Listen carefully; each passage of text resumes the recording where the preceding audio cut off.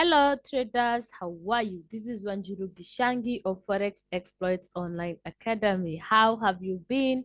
I hope you've been well and I hope you've had time to watch the other videos. If you're a beginner, stay organized, stay organized. This is the video that you want to start with because you want to understand what you're getting into and of course how to navigate your trading platform. Also how to place your trades, how to place your stop loss, and also how to trail stop. Now for everybody else, beginners, intermediate, professional traders, struggling traders, we've agreed to this point that market structure is king as far as forex trading is concerned. So make sure that you watch this video. For people struggling with capital, you have your trading strategy but you still don't have that money to have a reasonable account. You can always watch this video on prop farm and see if you can benefit from what they offer. For the smart money traders, we have the supply, the demand and supply. We have the institutional levels. You can always watch that. I'm a block trader myself, therefore I talk a lot about blocks. So if you're also a block trader and you don't know how to note those blocks that hold and also how to refine them and entry, then these three parts of the block trading should be something that you have memorized so far. For the technical traders, I have the moving averages. We also have the chart patterns and also the candlestick pattern. Between the chart pattern and the candlestick pattern, I would really prefer or really advise or recommend that you totally master the chart pattern and then master the candlestick pattern. For people who don't want to really get into the nitty-gritties of this market, but they just want to have a stable trading strategy, then you can trade the London breakout, or you can do the engulfing candle strategy, or you can do the liquidity grab strategy. Note, you watch these videos, you make your notes, and always pick what comes easy to your brain. Do not pick what Wanjiro is doing. No, pick what comes easy to you. Remember, different brains, different capabilities. So watch everything and pick what works best for you, but always make market structure your friend. Now, for today's video, for today's video is a video request that I've been pushing. The reason I've been pushing it for a while is because I wanted to first do the candlestick pattern and the trade chart patterns, because I felt that those were the basics that you need before now you trade the support and resistance. Why is that important? Because at the support and resistance, you also want to understand the candlestick patterns that work with those zones. So before, if you're new and you've not watched this candlestick pattern video, this candlestick chart pattern video, pause this video, watch the candlestick pattern, then come back and watch the support and resistance, because you really want to understand what's happening around the support and resistance before you can make a sane decision. Very, very important. It's always good to work from a from a point of knowledge. Okay, very, very important. So let's get to, if you're new here, how we do our videos. We start our videos from a beginner's perspective so that it adds value to everybody who gets to watch them. So what is support and resistance? This is basically an area where money changes hands. When we talk about money changing hands, this is where the money is from maybe buyers to sellers or sellers to buyers. It acts as a floor and a ceiling. The floor is the support on the lower side, while the resistance is the ceiling on the upper side. So basically, we're talking about a high point being the ceiling that we're going to call resistance, and the bottom side being the floor that you're going to call support. So what the market will do, if it's coming from the low, going to go to the top, get to the ceiling, and then reacts back, hits the floor, then goes back up, then hits the ceiling, goes back. So it's like the way you bounce a ball from the floor to the ceiling. So on the supply, on the support point, becomes like a zone. This will be your buy zone. And at the ceiling or the resistance, this will be your selling zone. So this is the rule. We have the rule here. This is the rule. On support, the demand is greater than supply. That therefore it's a buying zone. So on the support here, we have a lot of buyers. So the demand is really high. So all you can do is buy. Now there's one thing or one mantra that every trader should keep close to their heart, that we buy from the low. Doesn't matter the strategy that you're using, but always keep this very close to your heart. We buy from the low, we sell from the high. Even if you're trading smart money concepts, or you're trading the market maker strategy, or you're trading the liquidity provider, or you're trading technical, this is something that you should keep close to your heart.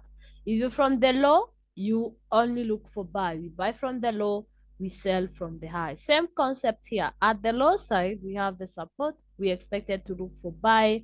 At the high point, we have the resistance of the ceiling. We expected to look for the sell. Now, this on the resistance, the supply is greater than demand. Therefore, it's a selling zone or area. This rule holds until either is broken. So this rule of buying at the low and selling on the high when support and resistance, when using support and resistance, will hold until either of broken. So if the market breaks to the bottom side, now this support changes from being a support to resistance. So what will happen in future is that the market will come back to the same zone, but instead of now buying, because it was as an initial support, we will now sell. Why? Because this break here changed our support to resistance. If it broke to the top side and started buying, when it retraces back, now it was the initial one was resistance, so this will change to support. So what do we do on support? We buy. So instead of selling, we start buying. Therefore, when this rule is broken, now they interchange. Whatever was support becomes resistance. Whatever was resistance becomes support. We're going to see much of that when we get to the actual chart. So don't worry, we'll look at the charts and we can see that on the Forex chart. Now, let's talk about the types of support and resistance. I know the most common are the horizontal lines. There's something I would want to mention about the support and resistance being the horizontal lines. Now, there are people who think that support should just be one straight line, which is not very, very reliable. If you've done any course in economics or any course in finance or statistics, actually statistics, where you learn about the best fit line. When you're drawing your horizontal line, you want it to be a best fit line. How so? A best fit line is a line which has as many candlestick touches as possible. For example, let's say we have these candlesticks here. Don't mind my drawing. Don't mind my drawing. So if you want to draw your support and your resistance, there's that one. We can call it resistance 1. Then we have resistance 2. And then we have resistance 3. Now, which among the 3 resistances do you think is the best fit? And note that support and resistance should not just be a single line. It should be a zone. Okay? So this one has only 2 touches. This other one has 3 touches, while this other one has 5 touches. So if I was to pick my resistance, it would be this zone here, between R2 and R3. Why? Because they have as many touches as possible. So you don't want a horizontal line that has the minimum touches. No, that will not hold for long, or rather it's not very reliable. So you want that zone that has as many touches as possible. For example, what has happened to Euro USD for the past 1 month? And actually you saw the break of that resistance that happened yesterday. If you did not draw it well, you would not have caught the re-entry or the retracement that is happening or that happened this morning. So we will check on the charts and I will show you exactly what I'm talking about. But for the support and resistance traders, you really want it to be a zone, not just one line. The same thing with, even if it was support, you want it to be a zone of different lines. The lines that have so many touches, that is the zone that you're going to call your support. Now, when you have a good zone, it helps because even when it breaks, you don't have to chase this break. No, you can wait. You can have a limit or a buy stop or whatever order you want. And with the retracement, you can do a 50% retrace or even 100%. And then you can flex your muscles on the lot sizes and you get a good trade than chasing this. Okay, that's why it's important to have a zone instead of just a straight line. Number two, we have the quarter points. So the quarter points, these are the whole numbers, the quarter points. We have the quarter points here. So we have a point 1,000. We also have a 750. We have 500, and we have a 250. So these points, they also become support and resistance, especially on the higher time frame. If you go to your daily chart and set your quarter points, you see how the market reacts on these quarter points. And of course, I have a video on that. For people who want to trade 1,000 pips, remember, the institutions or the liquidity providers, they like pushing high volumes, meaning they can push 1,000 pips in bits of 250, 500, or 750, and you can actually catch the whole move if you get it from a 0 to 1,000. And if you don't know how to do that, I have a video on that. So we have this video on how to trade 1,000 pips at a time. It's specifically on quarter points. So you can watch this and master it, especially if you have a very good patience game, then that would be a good way of trading stress free. Go to your daily chart or your weekly chart and set your quarter points and see how you can use that to capture the 1,000 pips. Then we have the fib levels. Now with the fib levels, for people who trade fib, we have, I think, a 0. Then we have a 23.6. Then we have a 50. We have a 61.8. And then we have 100. Right? Something like that. So the 50 and the 61.8 are really awesome points, but you have the golden point being 61.8. If you're looking for continuation trades, you can wait for retracement, for the market to retrace to your 61.8, and then you can get into the trade. Let's say you're coming from a selling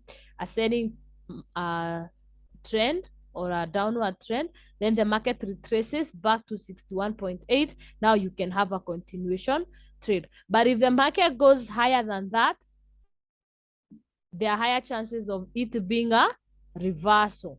So you can use the fib levels as support and resistance, meaning if it hits there, that becomes a resistance and you expect the market to push downward. The same way for a buy trade or a buy trade. So if it's pushing up, then it retraces, hits the 61.8.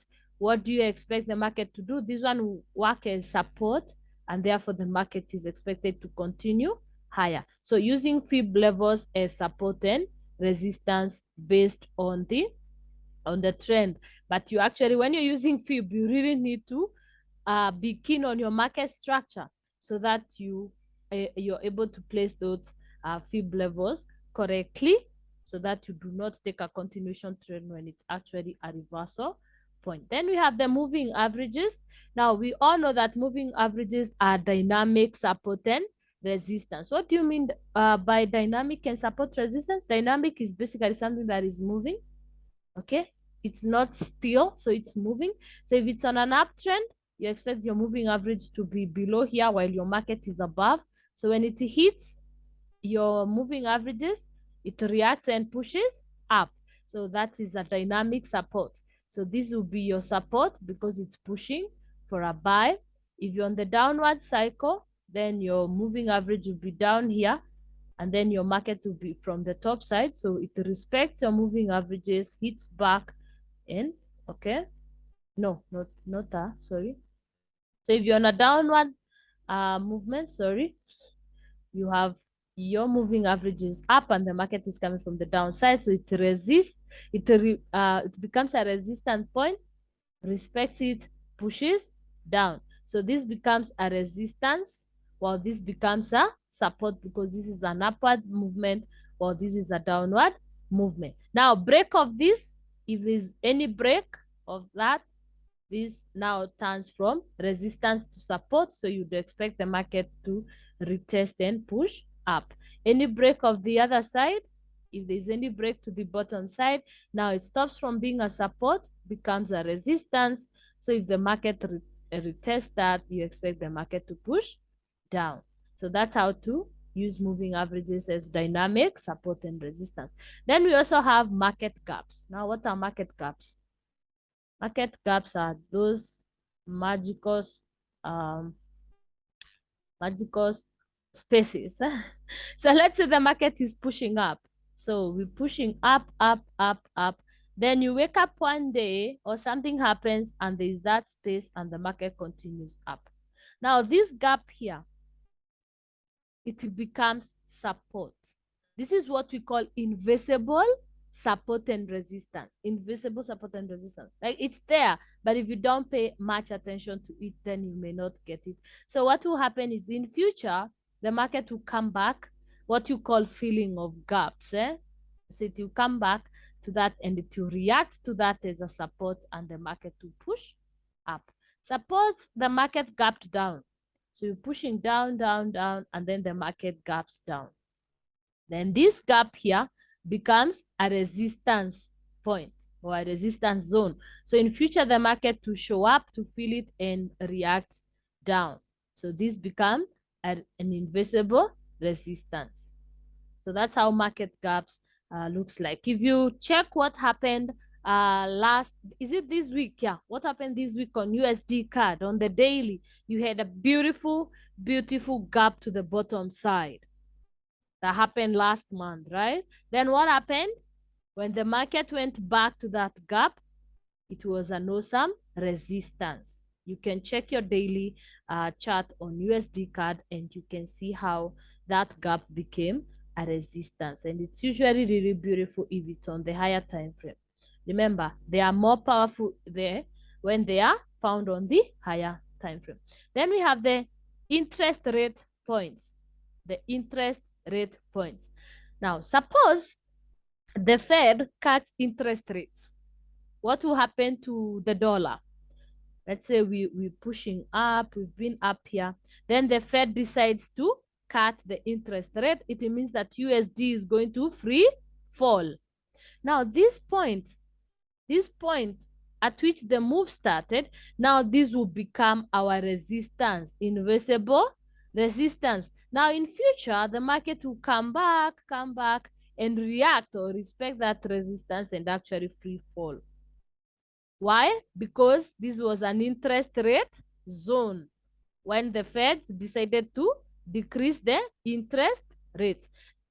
Interest rates is it's a very strong factor in this market. So pay attention to it.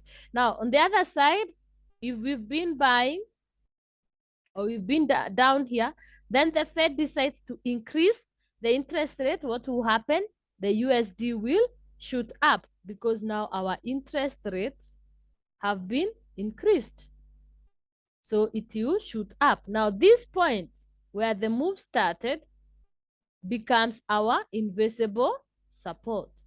So in future, the market will come back, react, respecting that support and push up. That's why you find that sometimes the market is moving up, but you really can't see why it's reacting on those points. Those are points that we call the invisible support and resistance, especially the gaps and the interest rate. If you're not really keen, you just see a very beautiful move that you can't really explain. But now, after you've watched this video and you make your notes, now I hope you'll be wiser. Okay, I hope you'll be wiser that every time you see those gaps, you mark them up and wait for the market to actually react on them. And then we have the supply and demand zone. Very, very strong point. So let's say we're pushing down, we've been pushing up, then all of a sudden we have that becomes a supply zone and the market goes down. So what this is that supply zone. So in future, the market will come back to the same zone. First, it will create liquidity for those people who are very impatient, go down, then go up. Now, when this is liquidity, watch the supply and zone video. Watch the supply and demand zone video so that you don't get yourself liquidified. Don't get yourself caught on this liquidity. So watch that video and make notes. Then the market will go back to this supply zone. This is a supply zone where the setting started. Then it will react downward. Suppose it was a demand zone. So we'd have the red candlestick. By now, I'm sure everybody in here knows that my drawing sucks. So just hope that even though my drawing is terrible, you actually get the concept, right? So we have that demand zone.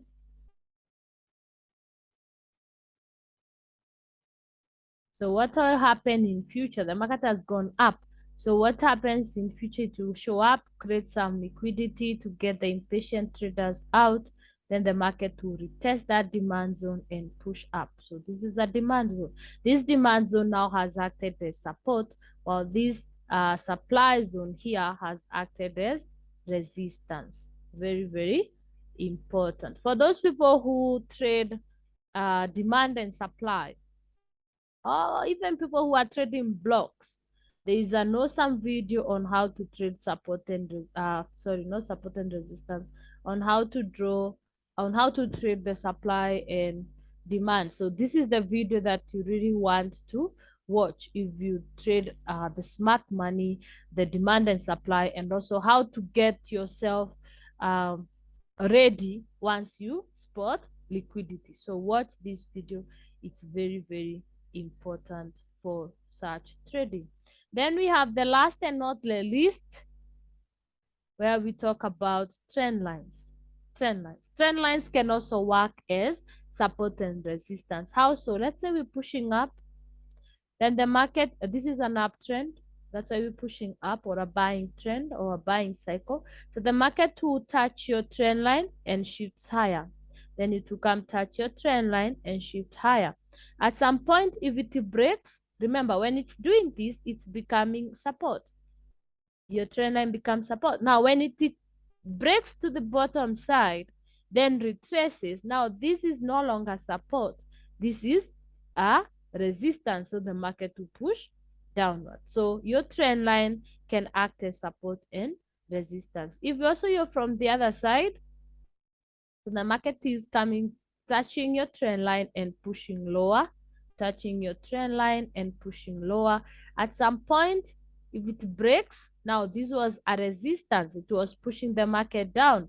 But now at this point, it has changed. Now it stops being a resistance, it becomes support.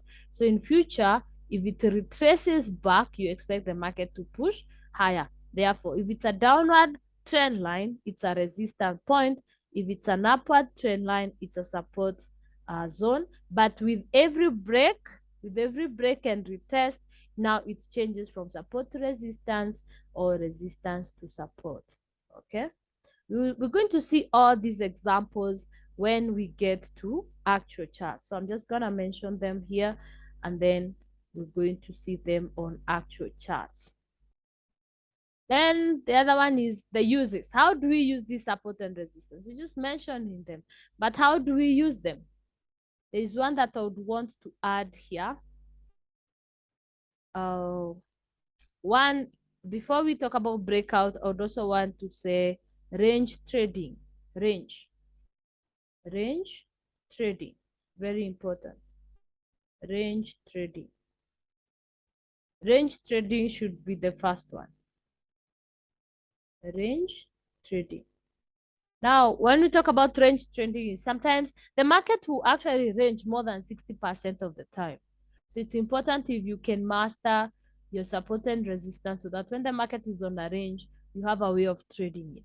So when the market is doing zigzags, if you're a smart money trader, we usually say don't touch the range. But now with the knowledge on this video, you can actually trade it. So if you have these zones here, you have your resistance zone and you have your support zone. So you can actually use support and resistance to trade the range, where now from this side you buy, from the support you buy, while from the resistance you sell.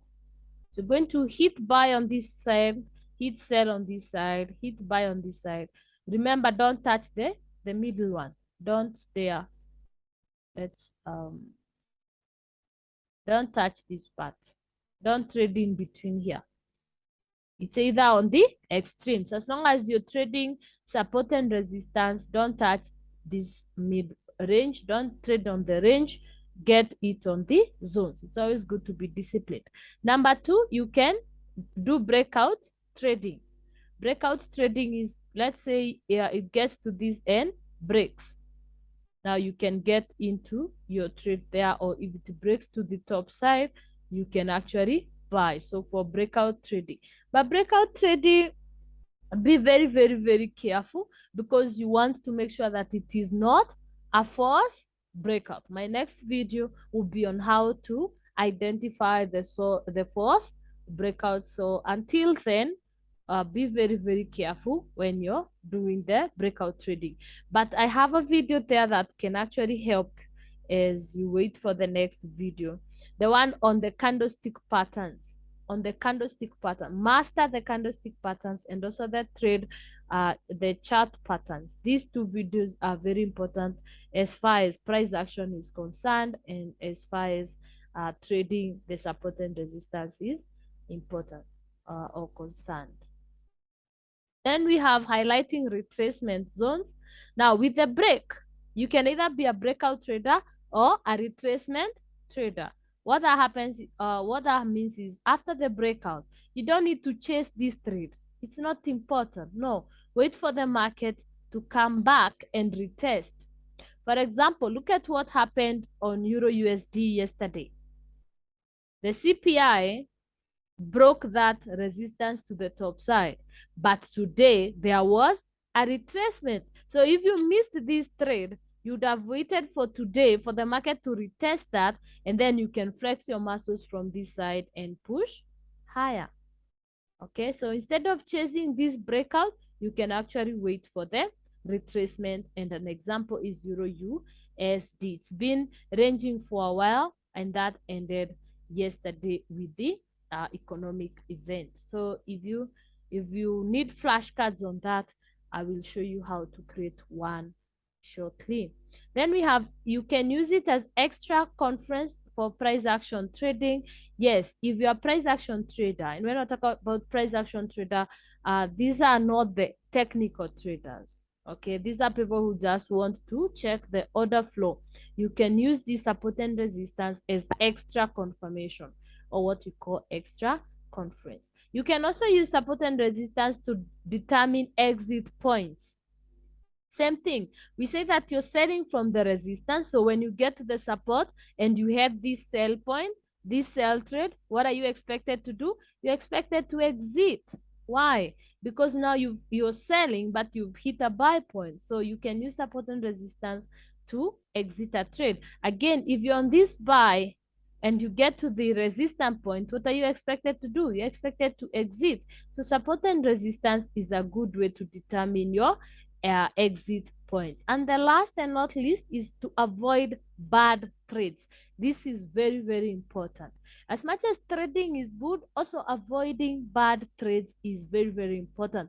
And how do you use support and resistance to avoid bad trades? This is by not taking trades against your point. For example, if now this is our resistance, before the break, this is our resistance. Are you expected to buy without a breakout? No. So would you buy here? No, you wouldn't. Why? Because you know this is a resistance. So what are you expected to do? You're expected to sell. So by avoiding this buy, By avoiding this buy, you're avoiding a bad trade. Now, if you get to the support at the bottom side, you know that you expected to buy. Would you sell? Would you sell here without any breakout? No, you would not. And by not selling, what are you doing? You are actually avoiding a bad trade. So you can use support and resistance to avoid bad trades as much as you would use it to actually trade on breakout and resistance and what have you. Now, how do you determine? Because these points, they are as good as their strength. If it's not strong, then it doesn't really have so much value for you. So how do you determine the strength of support and resistance? One is the number of retests. The higher the better, but after the fourth touch, be careful. Okay, this is what I'm saying. Let's say this is our resistance. It was broken there. 1, 2, 3, 4. Now from that, be very careful because this is possible. Okay, so we have 1, 2. Remember, the third one is always divine. Third one. This usually gives the heaviest. And sometimes the fourth one may also work. The fourth one may also work at sometimes. You just need to check the price action around that area. But 1, 2, 3, 2 and 3 or 3 and 4 are usually most ideal. But the golden one is this one. This is the most golden one because it always pushes the market higher than either of the others. But now after the fourth one, remember a breakout is imminent. A breakout is very possible. So be careful. Be careful. Then we have how fresh or the recent the better. Now you can't work with a resistance that happened 5 years ago. Yes, some will hold, but seriously, the more recent the better. Okay, then it's strongest on the higher time frame. If you have a support and resistance or a support zone or resistance zone on the daily time frame, it's of course stronger than if you have one on the 1 minute, because there'll be some reaction on the 1 minute, but you don't expect it to give you as much yield as you'd get from a daily chart or a 4-hour chart. So the higher the time frame, the stronger your support and resistance. So those are the notes we have. Now let's get into the charts. Let's get into the charts and see examples of some of those types of demand, not demand, support and resistance that we've mentioned. Now let's start with the moving averages. Now, when you're talking about moving averages, dynamic support and resistance, and here I'm just using simple moving averages. This is a 50 and this is 100 just for this video. Now, when we talk about moving averages, you would be, if it's on a buying cycle, see this part here, we have the low. Since we have the low, what do we do with the low? I had already given you the mantra. From the low, we buy. And so since we are buying, from the low we buy, so we'll be using our MAs or our moving averages as our support and resistance. When you're using your moving average, you want the smaller one, to be actually above the bigger one or the huge one. The major one. You want the smaller one to be above the bigger or the higher moving average. With that, now with the smaller one, you'll be looking for any touch, any respect. Then you check on the candlestick pattern around that touch. So you have a support, you have another support. So every time it touches or comes near your moving average, now you know that that's a buy point or that's an entry point. So that's how you use moving average as a support. Suppose you're on the other side. Suppose you're on the other side, like you're on the selling side. Need to delete this.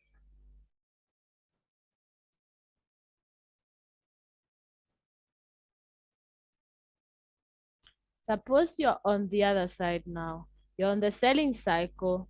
So again, you want, now this side you want your smaller, you want your smaller MA below your bigger.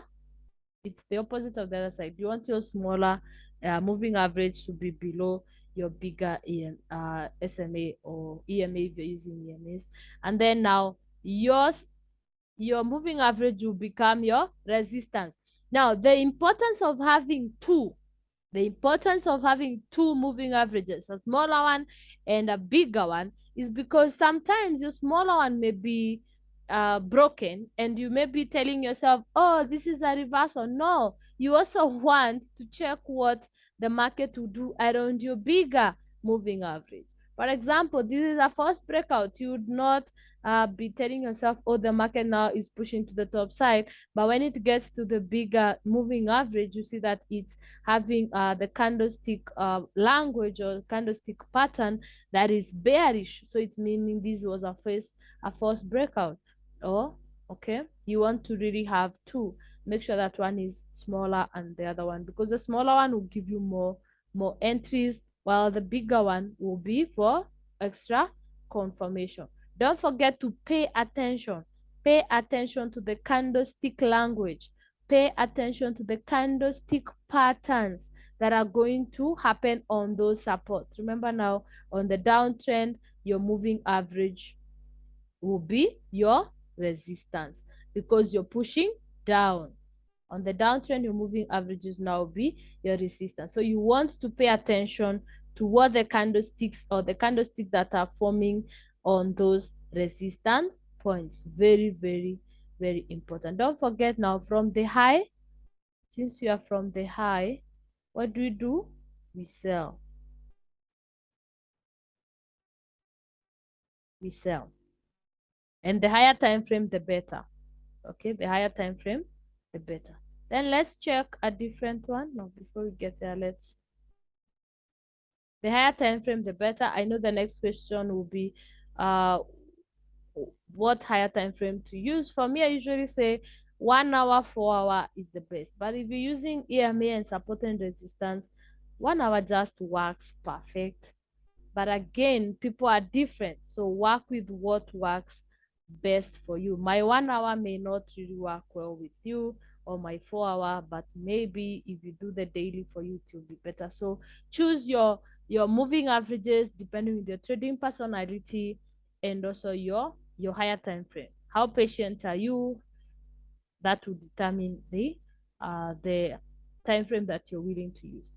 Then we also have demand and supply zones. Now, looking at this part here, you can see that the market was pushing downward. The market was pushing downward from this point. And then when we got here, we have this trend line. Remember, you can watch the trend line video to understand the different types of trend lines we have. So we have this trend line that was broken by this green candlestick. Now that break, we take that candlestick, and you can see just next to that candlestick, we have what we call a hidden block. So if you're a block trader, you'd have this as a hidden block, a hidden candle block. But let's just use demand and supply. So we have that trend line being broken by this green candlestick. It's really tiny, so we pick it to be our demand zone.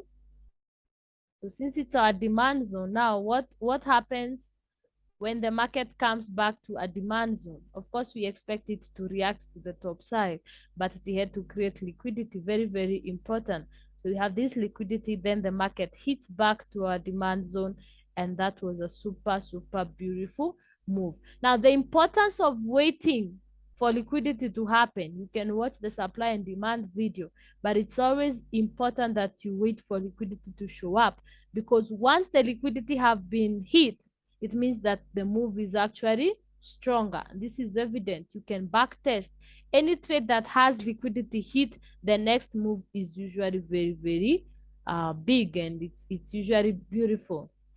Very, very beautiful. Now, moving on from that, we can check these are the parts. So we have this was an initial supply zone.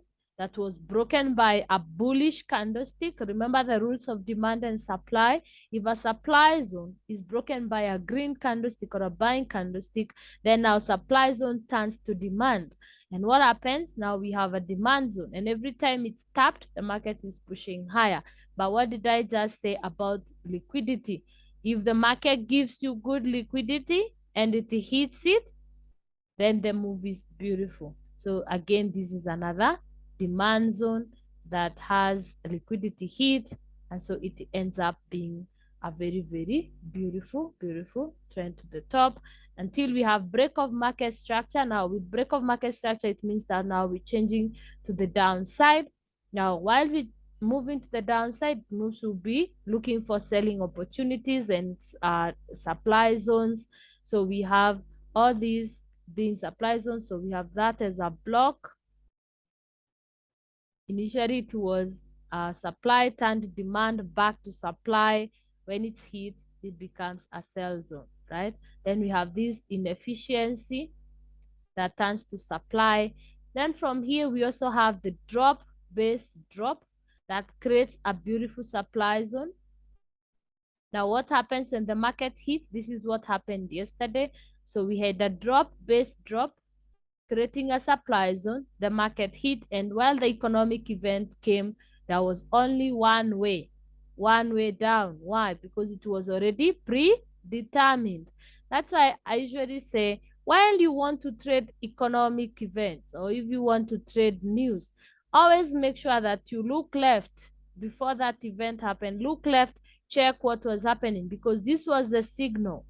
This was the signal that the move would push down because of this drop, base drop. You can watch the supply and zone video. It has all that shown for you. And not, if you don't get it on video, people are different. If you don't get it on video or you don't understand it on video, I have this book here. They Discover How to Trade the High Volume Setups. It's my book 5. This book is beautiful. This is the book that will really explain or show you how to trade those smart money trades or the high volume trades, and it will be really, really helpful for you. Moving on, let's see the best fit lines. Now, these are the horizontal lines that we are very common when we talk about support and resistance. They are very, very common with most traders. Now, when you're drawing your horizontal lines, you want to make sure that you take a line or you draw a line that has as many touches as possible. So you can see here we have this line, but it's too low. Then we have this other line, and we have, of course, the line at the top here. So you pick a line that has the most touches, depending with the part you're trading or the tradable item that you're trading, then make it a range. And you can see yesterday that our resistance was actually broken by that CPI event. And what happened today? We had a retest. Okay, so you can say this was a supply turned demand zone, or you can just say it was a resistance zone, whichever that you feel floats your boat well. Then there was the retest, and today you would have joined that trade without actually chasing what happened yesterday. Then moving on, we have the trend lines. Note there is a video on trend line trading. So there are different types of trend line. We can have the passive ones, you can have the counter trend lines, you can have the aggressive trend lines. Whichever trend lines that you want to use, watch the trend line video. We have the trend line video somewhere here. This video, how to trade trend lines. So watch this video so that you understand the different types of trend lines. Don't just go and join two swing moves and think that's it. No, there are different types of trend lines, and you need to understand how to trade each one of them. So watch this video keenly. Now, the trend line, again, if it's pushing up, it becomes your support. Okay, if it's pushing up, of course, it becomes your support. So every time it's touched, then that's an entry. And with change, if it's broken, now it becomes your resistance. On the other side, on the other side, if it's pushing down, now it becomes your resistance. So with every touch, you're selling. With every touch, you're selling. So if you know the different types of trend lines, you of course would have that the aggressive trend line, and every touch, then you have the passive trend line, and every touch, you know what it will be acting as. So it's important that you watch that trend line video if you're a support and resistance trader, so that you know how to use your trend lines wisely or well. Then we have the market gaps. This is the example that I was talking about, the market gaps. So on the daily, remember, the higher time frame, the better. You can use the daily, the 1 hour, whichever hour. You see that on the daily chart, we have USD card that gave us this beautiful gap. And we said if the market gaps down, it gives us resistance. So when the event happened, what did we expect? We expected the market to actually touch on that resistance and react down. And these gaps are everywhere. They're not just on currencies. You can also get them on indices. And I'll do a video on the different types of gaps, because there are different types of gaps. But for now, let's just use them in the concept of supply and resistance. So we have the market gapping down, giving us a resistance, and the market pushed down. The part or the location of the gap is very, very important. I'll talk that about that in a future video. But for this video, remember, if it's gapping down, it becomes a resistance. If it's gapping up, it becomes support. Now the next one is the quarter points. The quarter points, remember, the 1,000, the 250s, the 500s. So you can see how it's reacting. So the quarter points, if it's broken to the bottom side, retest, you sell. Okay. If it's broken to it becomes a demand, then becomes a supply, or it becomes a selling point, becomes a resistance, you're expected to sell again. It's broken to the bottom side. If it's retested, break, retest, what do you expect? You expect it to sell. So this is it. If now this here was a resistance, why we were selling, but what happened yesterday? It was broken by a green candlestick, so now it has become a support. In future, if it's touched again, what do you expect the market to do? To push up. So this is all about quarter points. So we have the 1,000, we have the 250, we have the 500, the 750, the 1,000 again, and you start. There is a video on that. I have a video on that. I think I had mentioned it when I was explaining the quarter points, but just so I'm very clear, the video on how to trade 1,000 pips is on quarter points. So make sure that you watch this video keenly so that you understand what I am talking about. And now the final one. The final one is on how to use the Fib levels. There are people who like trading the Fibonacci and etc. So if you're coming from the high, you're going to pick your swing high and the swing low, and you want to see to what point that market will retrace, or at what point it will retrace, and then you can join a continuing trade. So from this high to this low, we have our golden point is 61.8 there, and you can see what the market did at that point. At this point here, you can see that the market retraced. Let me change my color to a red so that it's more visible. So we had this low here. Then the market retraced back to what level? To our 61.8. Now, since it's at 61.8, and you can see it's doing this rejection, the wicking thing here, what are you expected to do now is to understand the candlestick patterns around this part. What is happening? What is the language? What is the candlestick language around this point? And when you get this, okay, the doji, I already explained all the candlestick language or the candlestick chart patterns on the video. Is this video here? This video, very, very important for price action traders. If you're a price action trader, make sure that you watch this video, and of course the trade chart patterns. These two videos are super, super important. So you want to check the candlestick patterns, and with this, that was a confirmation that the market is indeed using this point here as a resistance. So you expected to pick that move. Very, very easy. Okay.